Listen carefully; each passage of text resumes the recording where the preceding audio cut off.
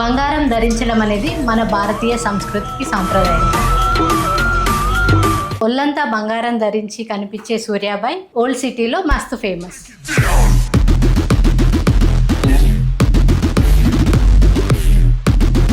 అలా ఎప్పుడు ట్రెండింగ్లో ఉండే దాంట్లో మన ఓల్డ్ సిటీ సూర్యాబాయ్ ఎప్పుడూ ముందుంటారు.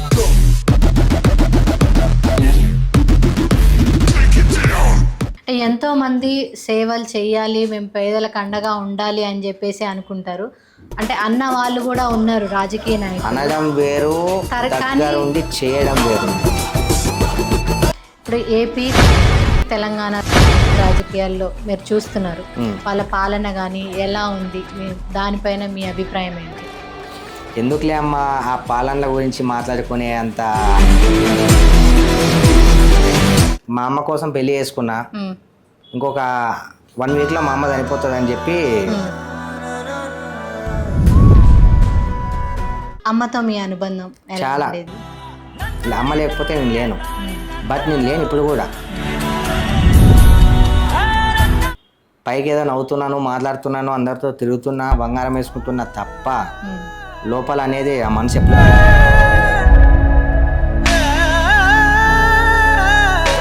కానీ హైడ్రాని సమర్థించే వాళ్ళు కూడా ఉన్నారు కదా. ఎవరో చెత్త నా కొడుకులు, అలా సమర్థించే నా కొడుకుల్ని. హైదరాబాద్లో ముంపు ప్రాంతాలు అనేసి వాళ్ళు చూసుకొని అక్కడ మాత్రమే వేస్తున్నారు కదా బఫర్ జోన్, అంటే చెరువులు ఆక్రమించుకొని. సరే అమ్మా అవన్నీ వద్దు. మా ఓల్డ్ సిటీలో ఒక మూసీ నది ఉంది. మూసీ నది పక్కన దగ్గర అంటే ఒక 500 ఇల్లులు ఉంటాయి. ఆ నది కానికో. ఇప్పుడు రేవంత్ రెడ్డి ప్రభుత్వం వచ్చిన తర్వాత పూర్వం ఉన్న ప్రభుత్వం మీద కేసీఆర్, కేటీఆర్ మీద కావచ్చు, కవిత గారి మీద కావచ్చు, పార్టీకి సంబంధించిన వాళ్ళ మీద కావచ్చు, ఎన్నో కేసులు పెడుతున్నారు. అంటే దీన్ని మీరు ఎలా చూస్తున్నారు? దానికి కామనే కదమ్మా. ఇప్పుడు నేను పొజిషన్లో ఉన్నా, ఆ పొజిషన్లో ఇంతకుముందు మీరు చేసిన మంచి మిమ్మల్ని ఈ రోజు ఇక్కడ కూర్చోబెట్టింది అనుకోవచ్చు. నా తల్లిదండ్రి చేసిన మంచి నన్ను ఇక్కడ కూర్చోబెట్టింది.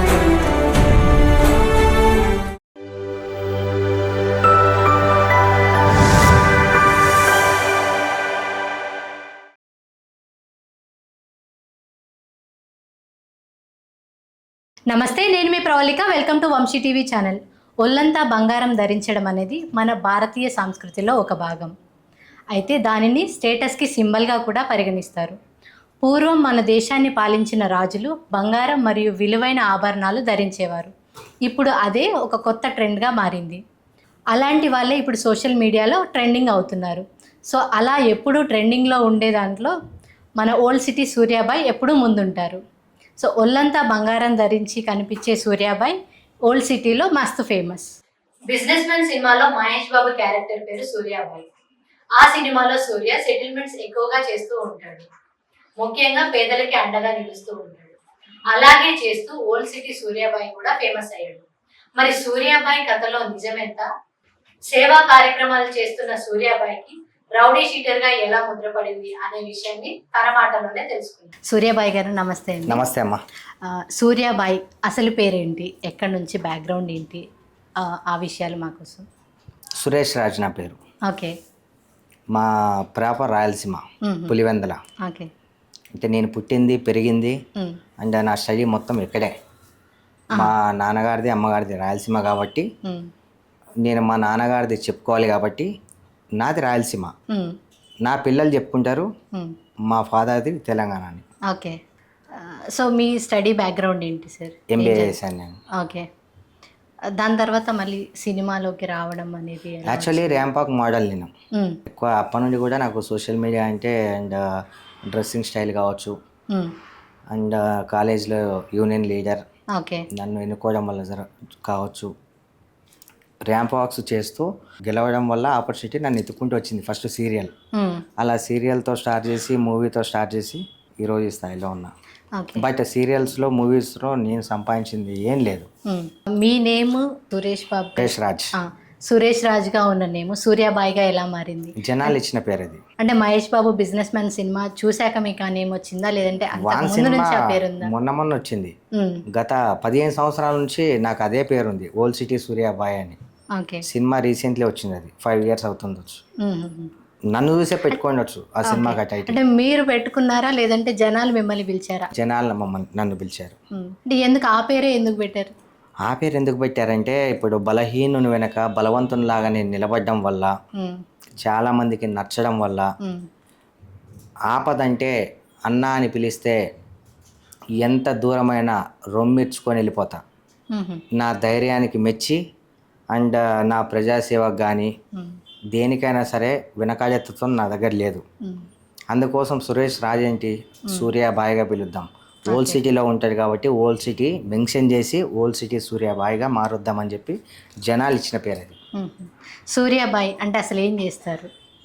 నేను మూవీస్లో యాక్ట్ చేస్తా, జనాలకు సేవ చేస్తా, అండ్ అన్యాయానికి చేతులు అందిస్తుంటే వాళ్ళ చేతులు ఎరగొడుతుంటా, న్యాయం కోసం పోరాడతా, న్యాయం కోసం ఎంత దూరమైనా వెళ్తా, ఎవ్వంతో అయినా పెట్టుకుంటా. అన్యాయాన్ని నేను అసలు సహించను. అన్యాయం సహించను అంటున్నారు. ఎప్పుడైనా ఈ సెటిల్మెంట్స్ ఇవన్నీ చేస్తూ ఉంటారు కదా, మీకు ఆపోజిట్ నుంచి థ్రెట్ ఎప్పుడు రాలేదా? చాలాసార్లు వచ్చింది. ఎందుకంటే ఇప్పుడున్న సొసైటీలో మనం చేసే చెడ్డోని కన్నా మంచోనికి ఎక్కువ శత్రువులు ఉంటారు. అవును, నాకు చాలా మంది శత్రువులు ఉన్నారు. ఎక్కడెక్కడంటే ఎక్కడ పడితే అక్కడ నాకు శత్రువులు ఉన్నారు. నా బలం ఏంటంటే నా ధైర్యం. నాకు బలహీనతలు ఏవీ లేవు. ప్రాణాల మీద నాకు ఆశ లేదు. ఎప్పుడైనా వెళ్ళిపోయే ప్రాణం.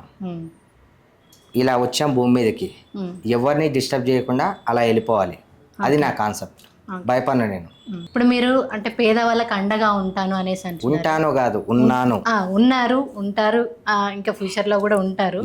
అయితే మీరు పేదవాళ్ళకి అండగా ఉంటున్నారు, మరి కొంతమంది ఎందుకు రౌడీ షీటర్ అని అంటున్నారు మిమ్మల్ని? ఒక మనిషిని 100 మంది ఉంటే 100 మంది ఇష్టపడాలని రూల్ ఏం లేదు. కొంతమంది ఇష్టపడతారు, కొంతమంది ఇష్టపడరు, కొంతమందికి అసూయ ఉంటుంది, కొంతమందికి కొన్ని కాళ్ళు ఎరగొట్టాలి పైకి ఎదుగుతుండు కదా అని కాళ్ళు పట్టుకొని గుంజాలని ట్రై చేస్తుంటారు. అందరూ మనల్ని హీరో అనాలని రూల్ ఏం లేదుగా. కొంతమందికి ప్రభాస్ ఇష్టం, కొంతమందికి రామ్ చరణ్ ఇష్టం. ఇప్పుడు రీసెంట్లీ చూసాం కదా ఫ్యాన్స్ గొడవ పడ్డం. అలా నన్ను ఇష్టపడని వాళ్ళు వాళ్ళు ఇష్టం వచ్చిన పేర్లతో పిలుస్తారు. వాళ్ళు పిలిచినంత మాత్రం రౌడీని అయితే అయిపోనుగా. అంటే ఎవరిష్టం వాళ్ళది. నేను తప్పు చేస్తే నా వైపు తప్పు ఉంటే నేను భయపడాలా. నేను తప్పు చేయనప్పుడు నన్ను ఏ పేరు పెట్టి పిలిచినా సరే అండ్ నా వెనక పిలిచేటోళ్ళు నా వెనకే ఉంటారు. వాళ్ళు వెనకే ఉంటారు ఎప్పుడు. నేను ముందంజలోనే ఉంటాను. మీరు ఓల్డ్ సిటీలో అంటే మస్తు ఫేమస్. ఓల్డ్ సిటీనే కాదు, అంటే అక్కడ చూసుకుంటే మీకు వచ్చిన పేరు అయితే ఓల్డ్ సిటీ నుంచి వచ్చింది. అక్కడ ఉండేదంతా మజ్లీస్ వాళ్ళే ఉంటారు కదా. సో మీరు రావడం అనేది ఎలా వచ్చారు మీరు? అంటే ప్రతి ఒక్కరితోనూ అంటే క్యాస్ట్ ఫీలింగ్ అనేది నాకైతే ఉండదు, లేదు, రాదు. ప్రతి ఒక్కరితో అన్న, తమ్ముడు, అక్క, చెల్లి అని అందరితో చాలా బాగుంటాను నేను. అండ్ అదొకటి నా ప్లస్ పాయింట్. అయితే ముస్లింలకు కానీ ఎవరికైనా సరే పేదోళ్ళకి ఏదైనా ఆపద వచ్చిందంటే సూర్య వస్తాడు అనే ఒక మంచి పేరు ఉంది వాళ్ళ దగ్గర. ఆ మంచి పేరు వల్లనే నాకు ఈ పేరు వచ్చింది. ఓల్డ్ సిటీలో నేను సూర్యాబాయిగా ఎదగడానికి అండ్ వాళ్ళ సహకారాలు ప్రతి ఒక్కరి సహకారం ఉంది కాబట్టి ఈరోజు ఓల్డ్ సిటీలో నా జెండా అనేది ఉంది అక్కడ. ముస్లింలు అన్నారు, నేను ముస్లింలు కాదు, అందరం ఒకటే అనే ఫీలింగ్తో ఉంటాను నేను.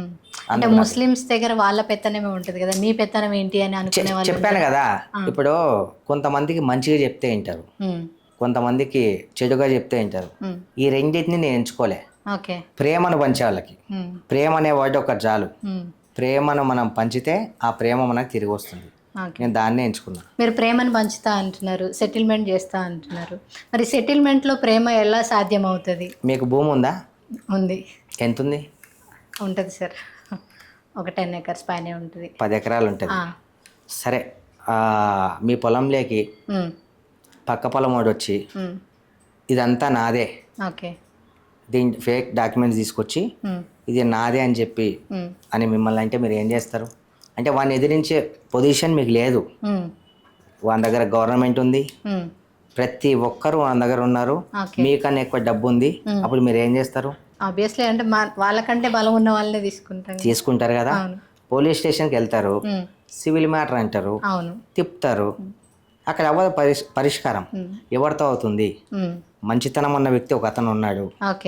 మీరైతే వెళ్తారా వెళ్ళరా? వెళ్తాం. బలవంతుని దగ్గరికి వెళ్తారా? అలానే నా దగ్గరికి వచ్చిన ప్రతి కేసు నేను డీల్ చేసా. అంటే మీరు మంచి కోసమే సెటిల్మెంట్ చేస్తారంట. అంతే, మంచిగా చెప్పినప్పుడు వింటే అది చిన్నదాంతో పోతుంది, ఓకే. వినకపోతే ఎంతకైనా తెగించి మంచిగా చేస్తా. సరే, ఇప్పుడు మంచి కోసం చేస్తా అంటున్నారు మీరు.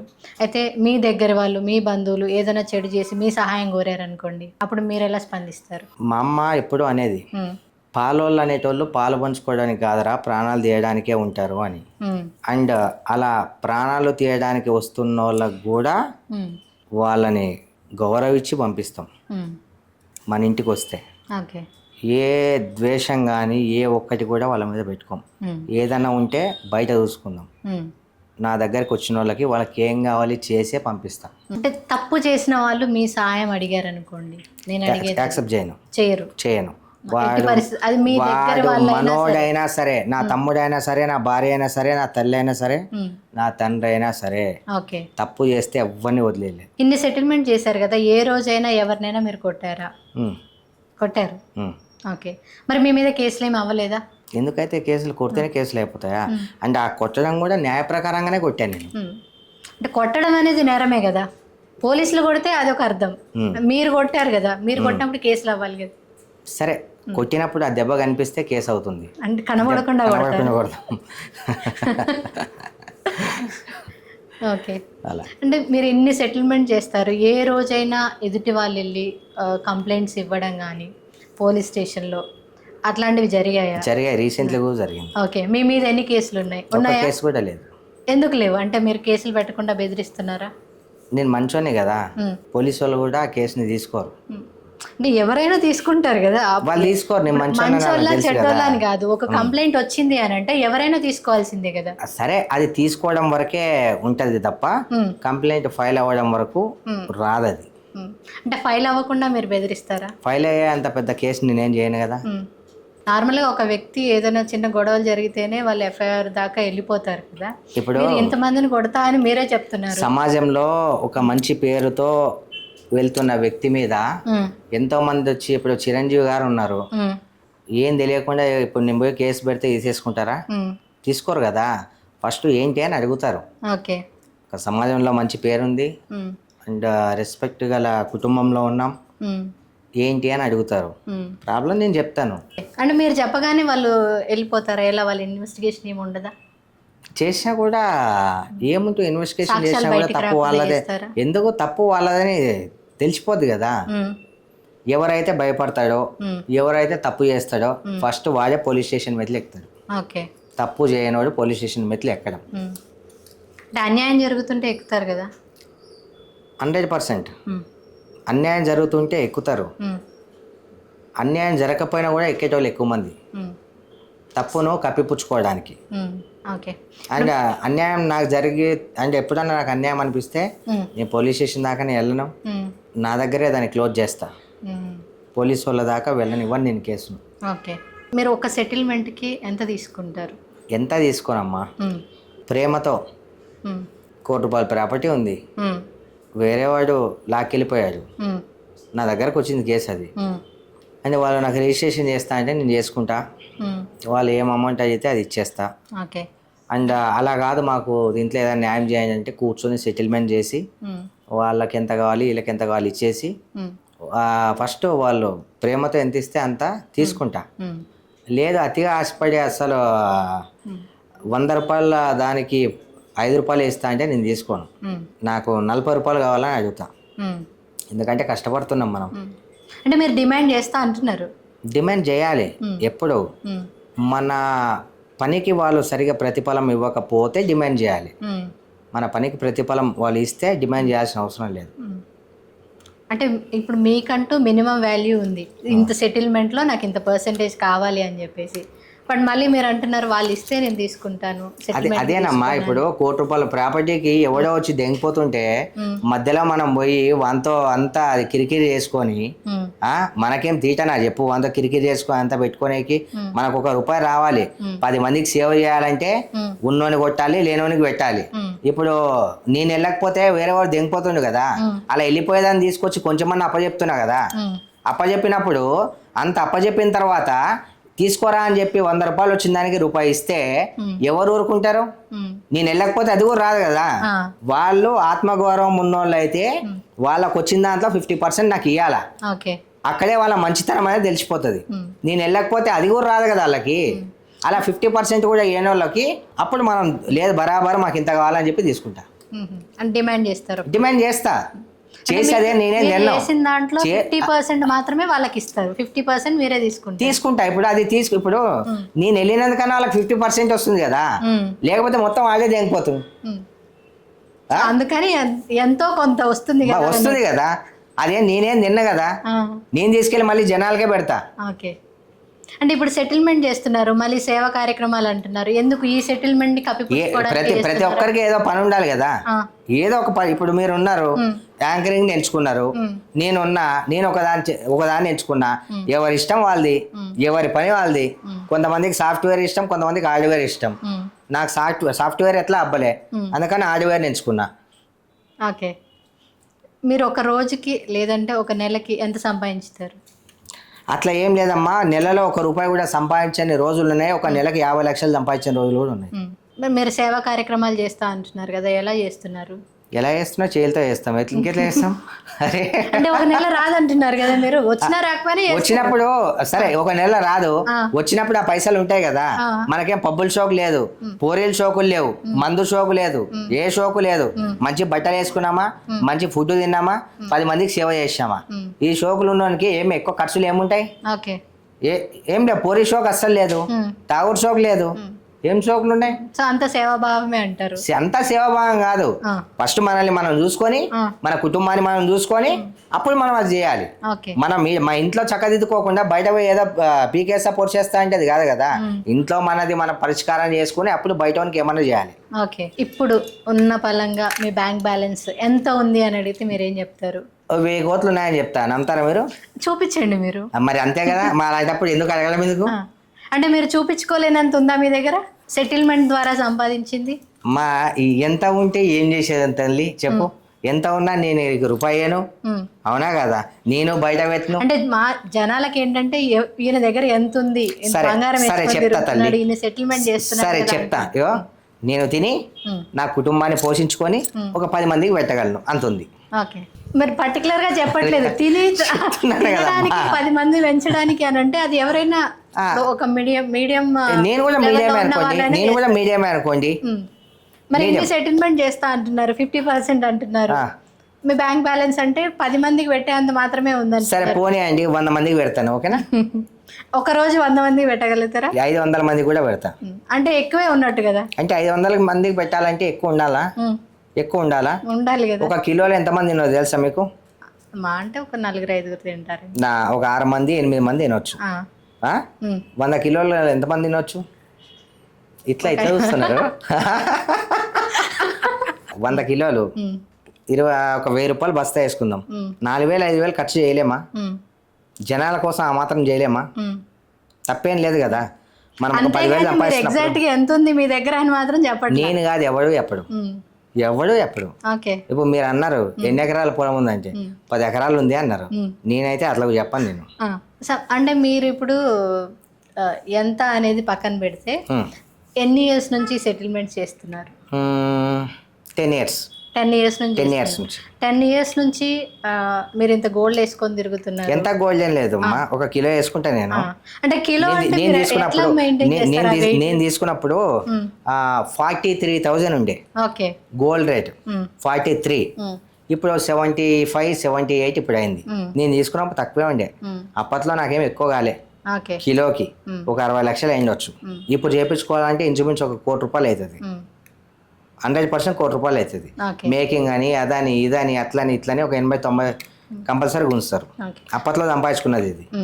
అసలు మీకు ఎందుకు వేసుకోవాలనిపించింది? ఆ షోక్ అంతే, ప్రతి ఒక్కరు షోక్ ఉంటుంది కదా. ఒకరికి పిల్ల షోక్ ఉంటుంది, తాగుని షోక్ ఉంటుంది, నాకేమో ఇట్లా వేసుకోవడం షోక్. అంతే కదా.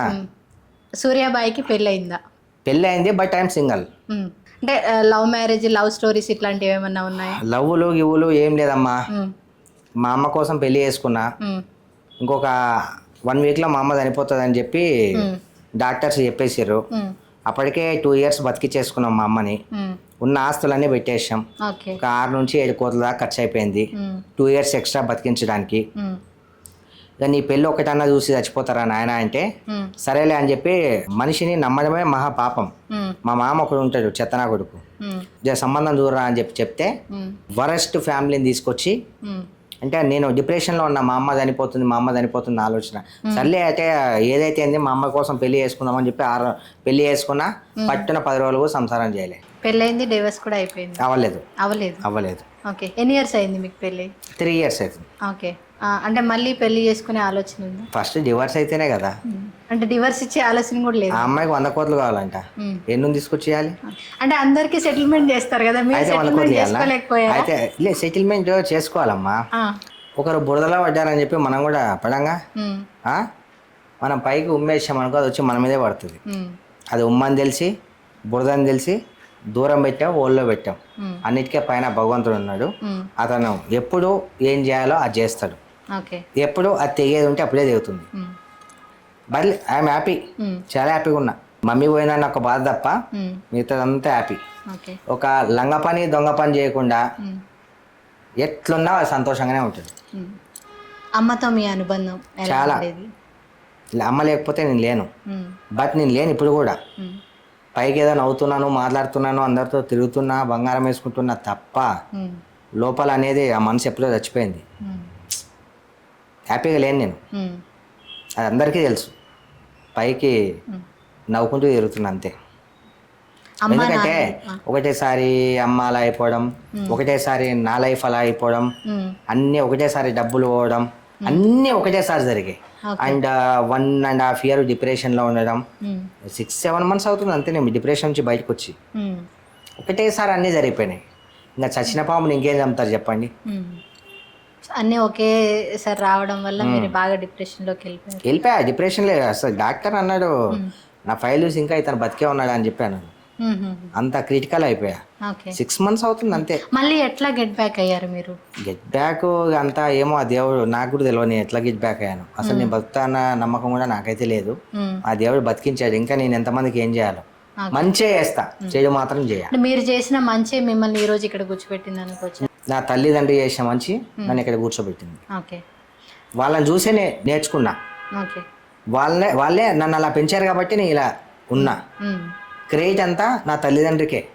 వాళ్ళతో పోలిస్తే నాది ఏం లేదు, 0. కానీ వాళ్ళు నాకు జన్మనిచ్చారు, అదొకటే. మిగతాదంతా ఏదైనా సరే గర్వంగా చెప్పుకుంటా. నా తల్లిదండ్రులు నాకు జన్మనిచ్చిర్రు, సంస్కారాన్ని నేర్పించారు. మిగతాదాన్ని ఒక్కో మెట్టు అంతా నేనే ఎదుక్కుంటూ వచ్చా.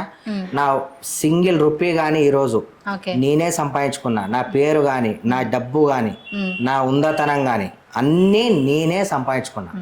గర్వంగా నా స్వయం కృషితో సంపాదించుకున్నా. దాంతోనే నేను సేవ చేస్తున్నా. ఇప్పుడు మీ ప్రొఫైల్ ఇంత హై ప్రొఫైల్ మెయింటైన్ చేస్తున్నారు. ఇన్కమ్ ట్యాక్స్ నుంచి ఏ రోజు మీకు నోటీసులు కానీ, ఏ రోజు రైడ్స్ కానీ జరగలేదా? బొక్కలే అమ్మా, పెద్దవాళ్ళకే జరగవు, మాకేం జరుగుతాయి?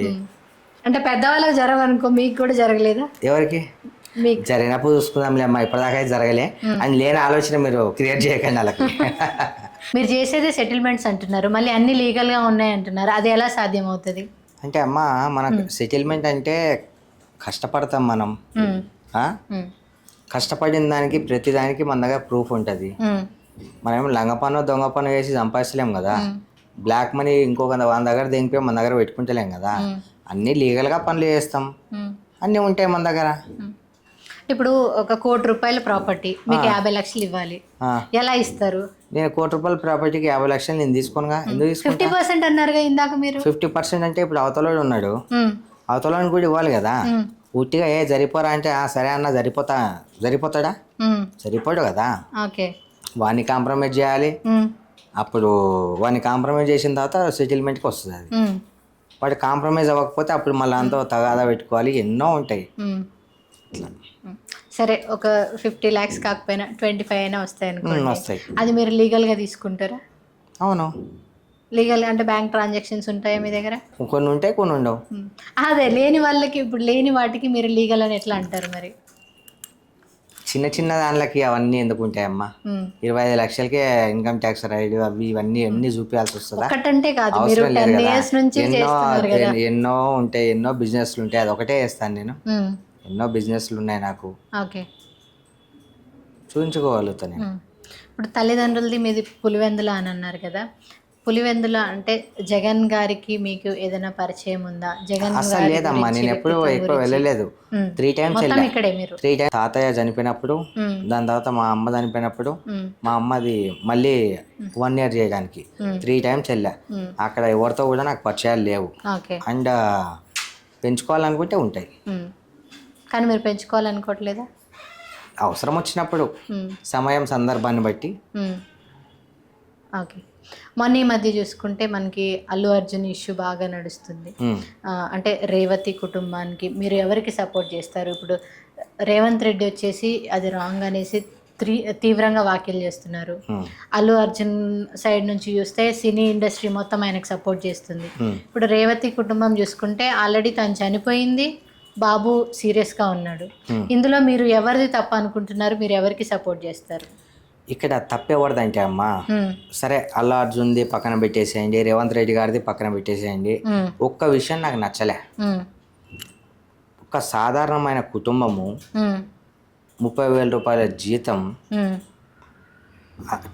వాళ్ళ అందరూ అల్లు అర్జున్ ఫ్యాన్స్, బ్లాక్లో టికెట్లు 12,000 కొనుక్కొని వెళ్ళి అక్కడ చనిపోతే, చనిపోయిన వాళ్ళ గురించి ఎక్కువ డిస్కషన్ చేయకుండా 11 గంటలకు వెళ్ళి ఈవినింగ్ దాకా కోర్టుకి వెళ్ళి 6 hours అక్కడ జైల్లో గడిపినందుకు, ఏదో కాలో చెయ్యో వంకర అయితే ఇరిగిపోతే యాక్సిడెంట్ జరిగితే పరామర్శించడానికి తెలుగు ఫిలిం ఇండస్ట్రీ మొత్తం గుంపు కూడా పోయింది కదా, అదొక్కటి నాకు నచ్చలే. దాన్ని బాగానే ఖండిస్తున్నా. అదే వెళ్ళాలి. అల్లు అర్జున్ గారి ఫ్యామిలీలో ఎవరైనా పోతేనో, లేకపోతే యాక్సిడెంట్ అయ్యి కాలో చేరిగిపోతేనో అప్పుడు వెళ్ళాలి. ఏం జరగలే, 6 గంటలు ఉన్నందుకే ఏం చేద్దామని, వాళ్ళ దగ్గర డబ్బు ఉంది, గీతా ఆర్ట్స్ బ్యానర్ ఉంది, అండ్ ఇప్పుడు టాప్ లెవెల్లో మెగా ఫ్యామిలీ కావచ్చు అందరు ఉన్నారు కాబట్టి ఏదో వాళ్ళ ఇంటికి గుంపులుగా వెళ్ళిపోయారు. అదే హాస్పిటల్లో ఒక భార్యను కోల్పోయిన భర్త, బిడ్డ ఇప్పుడు ఆ పరిస్థితిలో ఉన్నాడు, బతుకుతాడో బతకడో కూడా తెలియదు. ఆల్మోస్ట్ నాకు తెలిసే అబ్బాయి పరిస్థితి నేనైతే చెప్పలేను, చాలా డేంజర్గా ఉండొచ్చు. వెంటిలేషన్ మీద ఉన్నాడు, బ్రెయిన్ డెడ్ అయిపోయింది అంటే మరి ఆ అబ్బాయి బతుకున్నాడో లేదో, లేకపోతే ఉన్నాడో పోయినాడో, దాన్ని అయితే బయటకు అయితే చేయట్లే. భగవంతుని దయ వల్ల బతికుండాలని చెప్పి మనస్ఫూర్తిగా బతికితే బాగుంటుందని చెప్పి కోరుకుంటున్నా. కానీ తెలుగు ఫిలిం ఇండస్ట్రీలో ఎంతమంది అయితే ఉన్నారో వాళ్ళు అందరినీ కూడా నేను ఖండిస్తున్నా. అండ్ రేవంత్ రెడ్డి గారిని టార్గెట్ చేసి ఆ కామెంట్లు పెట్టి ట్రోల్స్ చేసి చేయడం చాలా తప్పు. ఈరోజు రేవంత్ రెడ్డి గారు ఏంది అనేది పక్కన పెడితే, గవర్నమెంట్ నుంచి ఏ సౌకర్యం అయితే అందాలో అది ఆ బాబుకి అందుతుంది, గవర్నమెంట్ తరపున అందుతుంది. వీళ్ళు 1 కోటి ఇచ్చాం, 25 లక్షలు ఇచ్చాం, అది ఇచ్చాం, అండ్ అబ్బాయి పేరు మీద ట్రస్ట్ పెడతాం, ఇవన్నీ ఎవరికి కావాలా? ఆకలి అయినప్పుడు అన్నం పెట్టేవాడు మనకి ఇంపార్టెంట్. ఇప్పుడు పండక్కి రా అంటే ఎప్పుడో సాగుకొచ్చేటోడు మనకి ఇంపార్టెంట్ కాదు. పైనుంచి మళ్ళీ ఇక ప్రెస్ మీట్ పెట్టి నేను ఎందుకు రాలేదు ఇవన్నీ చెప్పి అంతా ఈ రాజకీయ కుట్రలండి. ఇలాంటి సొసైటీలో అసలు మనం బతుకున్నకు తల దించుకోవాలా. ఉన్నోంది రాజ్యం, లేనోడు లేకుండానే పోతున్నాడు, ఉన్నోడు ఇంకా హై ప్రొఫైల్గా ఎదుగుతున్నాడు. అదే తెలుగు ఫిలిం ఇండస్ట్రీ నుంచి కొందరన్నా వచ్చి పరామర్శిస్తే వాళ్ళ కుటుంబాన్ని చాలా హ్యాపీ ఫీల్ అయ్యేటోని. మీడియా మొత్తం అదేదో పెళ్ళి పేరంటం పెద్ద ఏదో జరుగుతుంది, మీడియా కూడా అక్కడనే. ఆ అబ్బాయి దగ్గర ఏదండి, ఎక్కడండి? మొన్న కూడా నేను వెళ్ళొచ్చా, విలువ అది చెప్తున్నాను కదా, ఉన్నోనికే విలువ, జో దిక్తా ఓ బిక్తా. లేనోని ప్రాణానికి విలువ లేదు. లేనోని చూస్తే ఇప్పుడు ఈ సొసైటీ ఎలా ఉందంటే, సంపాదించుకుంటే అబ్బా ఎక్కువ సంపాదించుకున్నారా అని చెప్పి మళ్ళీ అసూయ, ఏం లేకపోతే అరే వాని దగ్గర ఏముందిరా అని. అది ఈ టిపికల్ సొసైటీలో బతుకుతున్నాం మనం. వాస్తవం చెప్పాలంటే ఓకే. తెలుగు ఫిలిం ఇండస్ట్రీని ఖండిస్తున్నాను నేను. ఇప్పుడు రేవతి గారు ఎలాగో చనిపోయారు, బాబు ఎలా ఉన్నాడో కూడా, అంటే ఉన్నాడు అని చెప్తున్నారు కానీ ఎలా ఉన్నాడో కూడా తెలియట్లేదు. ఎలా సో ఉన్నా వాళ్ళ ఫ్యామిలీకి ఎలాంటి న్యాయం కావాలని మీరు అనుకుంటున్నారు? ఇగో అమ్మ 100 కోట్లు ఇచ్చినా 1000 కోట్లు ఇచ్చినా ప్రాణాన్ని అయితే తీసుకురాలేము. ఆ భర్తకు భార్యని తీసుకురాలేము, బిడ్డకు తల్లిని తీసుకురాలేము. అండ్ ఎన్ని కోట్లు ఇచ్చినా కూడా వేస్ట్ అమ్మా. ఎందుకు చెప్పు? ఆ సిబ్బంది అసలు అంత అజాగ్రత్తగా ఉండి ఆ థియేటర్ని ఎందుకు నడపాలా? అంత రోడ్ షో ఇవన్నీ ఎందుకు? అంతా ఇది రాజకీయ కుట్రలు అమ్మా ఇవంతా. దాని గురించి మనం ఎంత తక్కువ మాట్లాడుకుంటే అంత మంచిది. మీరు రాజకీయాల్లోకి వెళ్ళాలనుకుంటున్నారా? వెళ్తానమ్మా. ఆల్రెడీ నాకు ఆపర్చునిటీ కూడా వచ్చింది. టికెట్ కూడా ఇస్తా అన్నారు, నేను తీసుకోలేదు. నాకు సొంత పార్టీ పెట్టుకోవాలని నాకు కోరిక. ఎలా అయితే నా సొంతంగా నేను ఫౌండేషన్స్ నడిపిస్తున్నానో నా పార్టీ కూడా సొంతంగా ఉండాలి. దానికి కొంచెం టైం ఉంది. ఆ టైం వచ్చిన తర్వాత ఆ టైం వెళ్తాను నేను కంపల్సరీ. ఓకే. సూర్యాబాయ్ ఒక పార్టీ అధ్యక్షుడు అనుకోవచ్చా ఫ్యూచర్లో? డెఫినెట్లీ. ఓకే. అంటే ఎంతకాలం వెయిట్ చేయాలి మీ ఫ్యాన్స్? ఇంకొక 3 years. 3 yearsలో కొత్త పార్టీ మీరు పెట్టగలరు? Yes, definitely. ఓకే. అంటే మీరు పార్టీ పెట్టిన తర్వాత ఎలాంటి కార్యక్రమాలు చేయాలనుకుంటున్నారు? పార్టీ మోటో ఏంటి? అసలు ఎందుకు స్టార్ట్ చేయాలనుకుంటున్నారు మీరు పార్టీ? ఇప్పుడు ఏంటంటే అమ్మా, సామాన్యుడికి న్యాయం జరగట్లే. పదవిలో లేకముందు అన్నీ చేస్తామని ఒప్పుకుంటారు, పదవి వచ్చిన తర్వాత మీరెంత అని చెప్పి వదిలేస్తారు.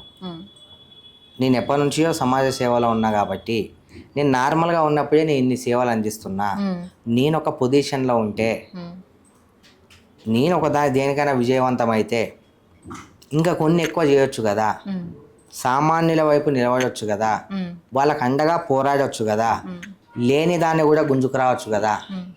ఆ శక్తి అనేది ఎలా ఉంటుందంటే, సామాన్యుడిగా వెళ్తే, సూర్యాబాయి లాగా వెళ్తే జరగని పనులు కూడా ఒక పొలిటీషియన్గా, ఒక విజయవంతమైన నాయకుడిగా వెళ్తే దాన్ని తీసుకురావచ్చు. ఆ పని అవుతుంది. అంటే ఎంతోమంది సేవలు చేయాలి, మేము పేదలకు అండగా ఉండాలి అని చెప్పేసి అనుకుంటారు. అంటే అన్న వాళ్ళు కూడా ఉన్నారు రాజకీయ నాయకులు. అనడం వేరు, దగ్గర ఉండి చేయడం వేరు. మీరు అంటే మిమ్మల్ని నమ్మిన వాళ్ళు మీకు ఓటేసి గెలిపించిన తర్వాత మీరు అదే భావంతో ఉంటారని ప్రజలకి ఎలా నమ్మకం? ఇప్పుడు నేను ఏ భావంతో ఉన్నా వాళ్ళకి తెలుసు కదా. అంటే ఒక పొలిటీషియన్ గా మారిన తర్వాత ఆలోచన మారొచ్చు కదా. చిన్న విషయం, నేను 0 నుంచి ఈ స్థాయికి వచ్చా. నేను మళ్ళీ పోతే 0కే పోతా. నా కష్టం విలువ తెలుసు, బాధ విలువ తెలుసు, కన్నీటి విలువ తెలుసు, ఆకలి అంటే ఏంటో తెలుసు. అలాంటి సంస్కారం నాకుంది. అలాంటి సంస్కారంతోనే నన్ను పెంచారు. డెఫినెట్లీ నేను అలా అవ్వను. ఎందుకంటే నేను సంపాదించినంతా పోగేసుకొని నా కిందేం పెట్టుకోవట్లేదు. నేను అది జనాలకు ఏదో ఒక రూపంలో నేను పంచుతున్నా. నేను ఏ పార్టీలో లేను. అలా చేసేవాడిని అయితే నేను ఇదంతా ఎందుకు పంచుతా? నా దగ్గరే పెట్టుకుంటా కదా. అంటే మీరు పార్టీ పెట్టిన తర్వాత మీకు అండ కోసమే ఇలా చేస్తున్నారని ఎందుకు అనుకో? నేను పార్టీ పెడతా అని చెప్పాను కానీ పెడతానో పెట్టానో రేపన్న రోజు మనది కాదు. ప్రెజెంట్ టిల్ నౌ ఇది మాత్రమే మనది. రేపన్న రోజు ఉంటామా పోతామా అంత దేవుని చేతిలో ఉంది. అది ఎప్పుడో వచ్చేది, అప్పుడు ఆలోచిస్తాం దాని గురించి. బట్ ఆ టైం వస్తే కంపల్సరీ ఆ దేవుడే నాకు దారి చూపిస్తాడు. ఆ జనాలే నన్ను పిలుస్తారు. నా మైండ్లోకి ఆ థాట్ వస్తుంది. నేను మంచి భావంతో ఉన్నాను కాబట్టి నేను మంచిగానే ఉంటా. ఓకే. ఇప్పుడు ఏపీ తెలంగాణ రాజకీయాల్లో మీరు చూస్తున్నారు, వాళ్ళ పాలన కానీ ఎలా ఉంది, మీ దానిపైన మీ అభిప్రాయం ఏంటి? ఎందుకులే అమ్మా ఆ పాలనల గురించి మాట్లాడుకునే అంత ఆ స్టేజ్లో ఉన్నాం మనం. ఎందుకంటే ఓటు హక్కు మనకు ఉంది కాబట్టి. అండ్ ఏపీ గురించి అయితే నేను మాట్లాడను. ఏపీలో అయితే మా నాన్నగారికి ఓటు హక్కు ఉంది. ఏపీ గురించి మా నాన్నగారిని అడగాలి. తెలంగాణలో నాకు ఓటు హక్కు ఉంది. తెలంగాణ రేవంత్ రెడ్డి గారి పాలన అని చెప్పండి, బరాబర్ చెప్తా. నాకైతే తెలంగాణలో రేవంత్ రెడ్డి గారి పాలన నాకు నచ్చలేదు. ఎందుకని మీకు తెలియదా? ఎంత మంది నా అభిప్రాయం నాకు ఎక్కడి నుంచి మైనస్ అంటే, ఎప్పుడైతే ఈ హైడ్రా అని ఒక దాన్ని తీసుకొచ్చాడో ఉన్నోంది పోతే వానికి బాధ కాదు, వానికి 10 ఉంటాయి. లేనోడు కష్టపడి ఒక్కొక్క మెట్టు ఎదిగి ఇంట్రెస్ట్లకు తీసుకొని కొన్ని అక్కడ ఇక్కడ ఉన్నవన్నీ అమ్మేసి ఇన్ని అప్పులు పాలు చేసి ఒక ఇల్లును కొంటే ఆ ఇల్లుని వచ్చి నువ్వు కోల్దెంగుతున్నావు. వాళ్ళు మళ్ళీ కొనే పరిస్థితి వాళ్ళకి లేదు, మళ్ళీ వాళ్ళు కొనలేరు. ఇప్పుడు అప్పులు తీరవాలనా, ఇల్లు పోయిందని మొత్తుకోవాలనా, అటు ఇటు కాకుండా ఉరేసుకొని చచ్చిపోతారు కొంతమంది. దీనికి కారణం ఎవరు? హైడ్రా, సీఎం రేవంత్ రెడ్డి గారు. సీఎం రేవంత్ రెడ్డి గారి పైన ఎవరైతే ఉన్నారో వాళ్ళు. లేనోనికి ఫరకే పడుతుంది, ఉన్నోనికి ఫరక్ పడదు. కానీ హైడ్రాని సమర్థించే వాళ్ళు కూడా ఉన్నారు కదా, ఎవరో చెత్త నా కొడుకులు. అలా సమర్థించే నా కొడుకుల్ని చెప్పుతో కొడతా నేను. అలా సమర్థించే నా కొడుకుల్ని చెప్పుతో కొడతా. వాళ్ళకి పైసల విలువ తెలియదు కాబట్టి, పైసలు చాలా బ్లాక్ మనీ ఉంది కాబట్టి, వాళ్ళ అయ్యా అమ్మ యొక్క సంపాదించిన ఆస్తులు చాలా ఉన్నాయి కాబట్టి వాళ్ళు సమర్థిస్తున్నారు. కానీ వీళ్ళకి ఇదే ఉపాధి. కూలీ చేసుకొని ఇన్ని కష్టాలు పడి ఏదో ఒక 30 గజాల జాగా 50 గజాల జాగా తీసుకొని వాళ్ళు ఎంతో కష్టపడి ఇల్లు కట్టుకుంటే దాన్ని కూలగొడితే వాళ్ళు ఇల్లు ఎక్కడి నుంచి కడతారు? అప్పులు ఎక్కడి నుంచి కట్టాలా? వాళ్ళు ఏ రోజు మీద పడాలా? ఎక్కడ పడుకోవాలి? వాళ్ళు ఒక్కనికైనా సరే సామాన్యునికి అన్యాయం జరిగిందంటే అది అన్యాయమే. కానీ గవర్నమెంట్ ఎప్పుడు కూడా బఫర్ జోన్లో కట్టుకోవాలి అని అంటే కట్టుకోవద్దని చెప్పలే కానీ ఆ ఏరియాని బట్టి కూడా ఉంటది కదా. సరే, మరి ఇంతకు ముందు కేసీఆర్ పాలనలో అది ఎందుకు చేయలే? మరి ఆయనకు రాదంటారా? చేయడానికి రాదా? హైడ్రా అనేదాన్ని ఆయన కూడా క్రియేట్ చేయొచ్చు కదా, ఎందుకు చేయలేదు? మరి అంతకుముందు నాయకులు చేయొచ్చు కదా, ఎందుకు చేయలేదు? ఇప్పుడు ఎందుకు ఈ హైడ్రా అనేది? ఇప్పుడు ఎందుకు? ఏం అవసరం? ఎవరికి అవసరం? పేదవాళ్ళ అసురుసురు కొట్టుకోవడానికే, అంతకు మించి ఏం లేదు. ఇక నష్టపోయేది పేదోడే, లేనోడే నష్టపోతాడు, ఉన్నోనికి ఫరక్ పడదు. కానీ నేను ఖండిస్తున్నా. గవర్నమెంట్ అంటుంది అంటే భూములు నీటి వినియోగం మనకి రావాలి అంటే హైదరాబాద్లో ముంపు ప్రాంతాలు అనేసి వాళ్ళు చూసుకొని అక్కడ మాత్రమే చేస్తున్నారు కదా బఫర్ జోన్. అంటే చెరువులు ఆక్రమించుకొని. సరే అమ్మా, అవన్నీ వద్దు. మా ఓల్డ్ సిటీలో ఒక మూసీ నది ఉంది. మూసీ నది పక్కన దగ్గర అంటే ఒక 500 ఇల్లులు ఉంటాయి. ఆ నది ఆనుకొని ఫస్ట్ అలా కూల్చామంటే మా ఏరియాలో వచ్చి కూల్చాలి. ఎవరు రాలే ఇప్పటిదాకా. ఎందుకు భయమా? అది నాకేం తెలుసు, మీరు రేవంత్ రెడ్డి గారిని అడగాలి. రేవంత్ రెడ్డి గారు మీకు భయమా? అక్కడ చాలా ఉన్నాయి కదా, అక్కడ పోయి మీరు మీ పనితనం చూపించమని చెప్పండి. ఇక్కడ ఎందుకు మీ పనితనము అని చెప్పి మీరు అడగాలి. ఇంకా నాకు తెలిసిన చాలా జాగాల్లో ఉన్నాయి, ఎందుకు అక్కడ చేయట్లే? చేస్తే మొత్తానికన్నా చేసేసేయి. సగం సగం అటు ఇటు కాకుండా ఉండొద్దు. ఇంకా అటు నుండి ఇప్పుడు మొత్తం చేయనట్టే కదా. మొత్తం చేస్తే ఓకే కాదు. ఇప్పుడు ఇంత నష్టం ఎట్లా జరిగింది? నష్టం ఎట్లా జరిగిపోయింది? ఇక అది కూడా చేస్తారు ఇవాళ రేపు. నాకు నచ్చలేదు. మీరు పేదలకు అన్యాయం జరుగుతుంది అనేసి అన్నారు. సరే, సగం చేసి ఆపారు. కానీ చేస్తే మొత్తం చేస్తే ఓకే అంటున్నారు కదా. మొత్తం చేసి సరే, మొత్తం చేసి మిమ్మల్ని అందరినీ రోడ్డు మీద పడేసా. రోడ్డు మీద పడేను, మీకంటూ ఒక సపరేట్ ఒక ఏరియా తీసుకొని అక్కడ మీకు అందరికీ ఎవరెవరైతే నష్టపోయారో, దీని వరద బాధితులు ఎవరైతే నష్టపోయారో వాళ్ళందరికీ నా తరపున, మా గవర్నమెంట్ తరపున, మా ప్రభుత్వం తరపున మీకు ఇక్కడ ఇస్తున్నామని చెప్పి అన్ని కూల్చేస్తే ఐఎమ్ హ్యాపీ. ఓకే, వాళ్ళకి అంటూ ఒక ప్రత్యేకంగా ఇస్తే హ్యాపీ. ఇవ్వట్లే ఏం చేస్తున్నాడు? సరే, నేను ఒక చిన్న విషయము, నేనేమన్నా ఒక పార్టీలో కార్యకర్తనా, ఒక నాయకున్నా? నేను కామన్ మ్యాన్. నేను ప్రజల వెంట నేనున్నా. ఉన్నంత మాత్రాన నేను ఎంతవరకు మాట్లాడగలను అంతే మాట్లాడగలను, అంత మించి మనం మాట్లాడలేం. మాట్లాడాలంటే ఇప్పుడు మీరు అన్నారు కదా పార్టీని అడ్డం పెట్టుకుని ఏమైనా చేస్తారా అని చెప్పి, అలా నాకంటే ఒక పార్టీ ఉండాలి, దాంట్లో నాకు ఒక విజయం ఉండాలి, నాకు ఒక పోస్ట్ ఉండాలి, అండ్ అసెంబ్లీ గేట్లో వెళ్ళేంత అది ఉండాలి. అప్పుడు బరాబర్ని అసెంబ్లీలో మాట్లాడతా. మీరు ఇలా ఎవరన్నా సరే అసెంబ్లీలో ఇప్పుడు ఎవరైతే చర్చలు జరుగుతున్నాయి కదా, అలాంటి వాళ్ళని ఎవరైనా పిలిచి, సార్ దీని గురించి ఇలా అంటున్నారు బయట, సూర్యాబాయ్ గారు ఇలా అన్నారు, చాలా మంది కూడా జనాలు ఇలా అనుకుంటున్నారు, మీకు అసెంబ్లీలో మాట్లాడే ఆపర్చునిటీ ఉంది సార్, దీని గురించి గట్టిగా పోరాటం చేయండి సార్. ఎంతసేపు అల్లు అర్జున్ ఇట్లొచ్చిండు, ఆ పోరాడు అట్లున్నాడు, ఆడ ఇది జరిగింది, ఇది జరిగింది, ఆయన ఇది నవ్వుకున్నాడు, మల్లారెడ్డి కాలేజీ పోయింది, ఈ పాలమ్మినా ఈ పూలమ్మినా ఈ సమావేశాలు కాకుండా ఇట్లా దీని గురించి మాట్లాడమని మీరు అడగండి ఎవరైనా పిలిచి. చాలా బాగుంటుంది. నా విజ్ఞప్తి, నా డ్రీమ్ కూడా. ఇంకొకటి, ఇప్పుడు రేవంత్ రెడ్డి ప్రభుత్వం వచ్చిన తర్వాత పూర్వం ఉన్న ప్రభుత్వం మీద, కేసీఆర్ మీద కావచ్చు, కేటీఆర్ మీద కావచ్చు, ఇటు కవిత గారి మీద కావచ్చు, అంటే ఆ పార్టీకి సంబంధించిన వాళ్ళ మీద కావచ్చు, ఎన్నో కేసులు పెడుతున్నారు. అంటే దీన్ని మీరు ఎలా చూస్తున్నారు? దానికి కామనే కదమ్మా. ఇప్పుడు నేను పొజిషన్లో ఉన్నా, ఆ పొజిషన్ ఇంతకుముందు వాళ్ళ పొజిషన్లో ఉన్నప్పుడు ఏదో నాకు చేసి ఉంటాడు. ఇప్పుడు నేను పొజిషన్లో ఉన్నా, కంపల్సరీ సరి చేసేయాలి కదా, లేకపోతే లావ్ అయిపోతా. సరి చేసేయాలి కదా. వాళ్ళు మనకి ఏమి ఇచ్చిరో మళ్ళీ తిరిగి వాళ్ళకి అదే రివెంజ్ అంటారా? రివెంజ్ అంటారు. మరి అంటే ఇప్పుడు రివెంజ్ మాత్రమే ప్రభుత్వం అక్కడ తప్పు జరిగింది కాబట్టి చేస్తున్నారు అంతే. ఏం లే అమ్మా, రివెంజ్ అంతే. లేకపోతే మళ్ళీ వాళ్ళు లావ్ అయిపోతారు. రివెంజ్ అంతే. ఓకే, మీరు ప్రజల పట్ల ఇంత ఆసక్తిగా ఉన్నారు, సేవాభావంతో ఉన్నారు, పొలిటికల్ నాలెడ్జ్ కూడా ఉంది. అయితే సూర్యాబాయ్ సినిమాల్లోకి ఎలా వెళ్ళాడు? చెప్పినా కదమ్మా, ఇప్పుడు ర్యాంపాక్ మోడల్ నేను ముంబై నేషనల్ లెవెల్ విన్నర్ నేను. దానివల్ల నాకు సీరియల్ ఆపర్చునిటీ వచ్చింది. 700 మెంబర్స్లో నేను గెలిచా. అప్పుడు నాకు ఆపర్చునిటీ వచ్చింది. అలా నుంచి ఇంట్రెస్ట్ ఉండేనా?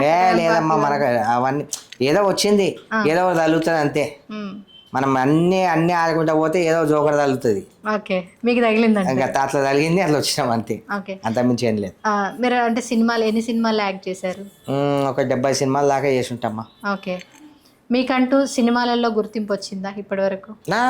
నన్ను గుర్తుపట్టిందే ఫస్ట్ సినిమాల వల్ల కదా, సినిమాలు సీరియల్స్ వల్లనే. ఓకే, అంటే ఇప్పుడు మనకి సూర్యాబాయ్ అనేది ఎక్కువ గుర్తింపు వచ్చిందా, సినిమాలలో ఎక్కువ గుర్తింపు? సూర్యాబాయ్ అనేది గుర్తింపు వచ్చిందమ్మా. అంటే ఓకే, ఇతను కూడా స్క్రీన్ లో ఉన్నాడు అని, అది వేరు. ఓకే, ఆ గుర్తింపు వేరు, ఈ గుర్తింపు వేరు. రెండిట్లో నాకు ఏది ఇష్టం అంటే ఇదే ఇష్టం నాకు. ఓకే, సినిమాలు అనేది మీ ప్యాషన్? కాదమ్మా, వచ్చింది మీరు చేశారు, వచ్చింది చేసా అంతే. రాకపోతే ఇప్పుడు సైలెంట్ ఉన్నా అంతే కదా. ఏదైనా సినిమాని నిర్మించారా, తీసారా? సుపారి అనే మూవీ చేశానమ్మా. దాని బడ్జెట్ వచ్చి 5 CR, 3 CR దాకా ఖర్చు పెట్టేసి ఆల్రెడీ. అప్పుడు మమ్మీకి అలా కావడం వల్ల ఇక ఆ టైంలో బ్రేక్ చేయాల్సి వచ్చింది. దాన్ని మళ్ళీ ఇంకా స్టార్ట్ చేయలే.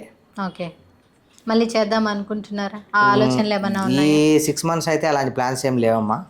6 months తర్వాత ఓకే చూద్దాం. చివరిగా సూర్యాబాయ్ అంటే అసలు ఏంటి, అండ్ ముందు రోజుల్లో ఎలాంటి పనులు చేసి ఎలాంటి విజయాలు సాధించాలనుకుంటున్నారు? ఎక్కడ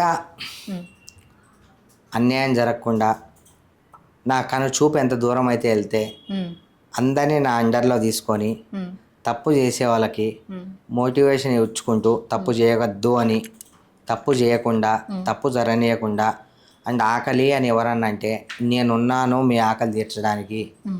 మీకు ఏదైనా ప్రాబ్లం అంటే నా వంతు సాయంగా నాతో ఎంత అయితే నేను అంత చేయగలను. అండ్ నా డ్రీమ్ ప్రాజెక్ట్ ఏంటంటే ఓల్డ్ ఏజ్ హోమ్. ఆల్రెడీ అది కూడా రన్ అవుతుంది.